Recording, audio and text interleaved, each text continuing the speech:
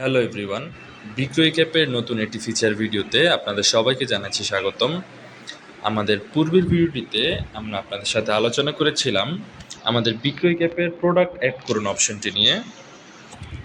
আজকের ভিডিওটিতে আমরা আপনাদের সাথে আলোচনা করব আমাদের বিক্রয়িক অ্যাপের হালনাগাদ অপশনটি নিয়ে।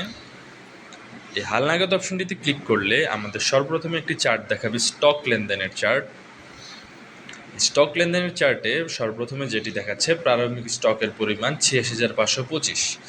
এর দ্বারা নির্দেশ করা হচ্ছে মূলত আপনার দোকানে অথবা আপনার ব্যবসা প্রতিষ্ঠানে ৮৬,৫২৫ টাকা সমপরিমাণ মূল্যের স্টক আপনার দোকানে মজুদ আছে। তারপরের অপশনটিতে দেখাচ্ছে লেনদেনের পরিমাণ ২০,৭১২ টাকা এবং রিটার্নের পরিমাণ 0 এবং ক্লোজিং স্টক ৬৫,৮১৩ টাকা। অর্থাৎ আপনার দোকানে ৬৫,৮১৩ টাকা সমপরিমাণ মূল্যের পণ্য অবিকৃত অবস্থায় আছে, অর্থাৎ এটি বিক্রি এখনও হয়নি। তারপরের চার্টটিতে দেখাচ্ছে বিক্রয়।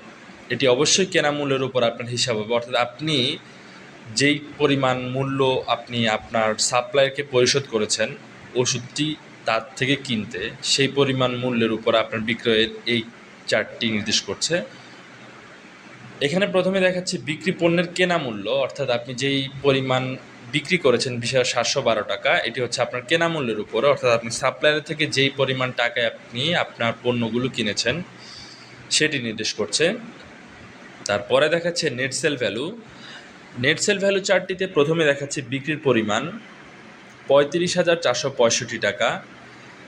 এখানে ভ্যাট ট্যাক্সের পরিমাণ দেখাচ্ছে 0, যেহেতু আমরা কোনো কাস্টমারের উপরে ভ্যাট এবং ট্যাক্স চার্জ করিনি। তারপরে দেখাচ্ছে ডিসকাউন্ট, অর্থাৎ আমরা আমাদের কোনো কাস্টমারকে ডিসকাউন্ট দিয়েছিলাম ৯০ টাকা। এবং সর্বশেষে দেখাচ্ছে নেট বিক্রির পরিমাণ ৩৫,২৮৫ টাকা।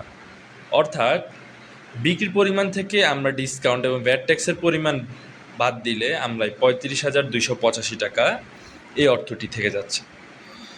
এবং সর্বশেষ যে অপশানটি অর্থাৎ মুনাফা অপশানটিতে দেখাচ্ছে যে নেট বিক্রির পরিমাণ ৩৫,২৮৫ টাকা এবং মোট বিক্রয় হচ্ছে খরচ পরিমাণের উপরে ২০,৭১২ টাকা। এখান থেকে আমরা মোট লাভের অপশানটায় দেখতে পাচ্ছি, যেখানে আমরা দেখতে পাচ্ছি আমাদের ব্যবসা প্রতিষ্ঠানের মোট লাভ হয়েছে ১৪,৫৭৩ টাকা। আশা করি সবাই ভিডিওটি বুঝতে পেরেছেন। যদি কেউ ভিডিওটি দেখে আমাদের এই হালনাগাদ অপশনটি না বুঝে থাকেন তাহলে অবশ্যই কমেন্ট করবেন, জানাবেন আপনাদের কি সমস্যা। আজ এই পর্যন্তই। ভালো থাকবেন, সুস্থ থাকবেন, বিক্রয়িকের সাথে থাকবেন।